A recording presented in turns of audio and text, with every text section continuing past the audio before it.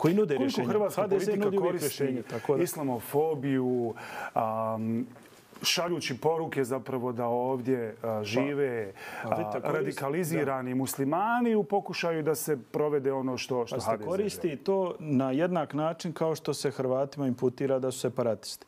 Dakle, to je jedna nekorektna optužba koja ne stoji i naravno da onda slijedi i ovakve stvari.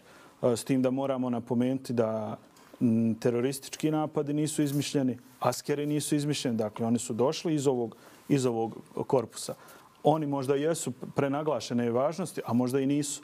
Dakle, ne možemo mi u ovom medijskom ratu očekivati vrstu korektnosti. Ok, vi od nas pravite fašiste, a mi nećemo od vas praviti islamiste.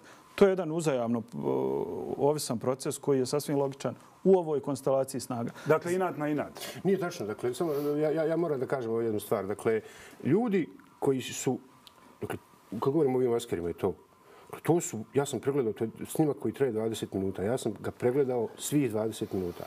I tamo sam vidio djecu koja pušu balone, skakuću u vrećama, guraju gume i uče u Kuran. A ništa slično vojnom treningu, vojnoj obuci, bilo kakvim vojnim vještinama nisam vidio. I hoću da skrenem pažnju ljudima koji ovo gledaju. Da oni koji stoje iza spina, da je to vojna obuka. To su ljudi, organizacije i ideologije koje su prije svega 25 godina ubijali djecu tog uzrasta. To treba svi da znaju. Djeca onog uzrasta su ubijana. Od Stupnog Dola, Ahmića i nadalje. Ako tvrdite da je to spin, šta je onda cilj? Šta je cilj? Cilj je naslov na globu, cilj je dronovi.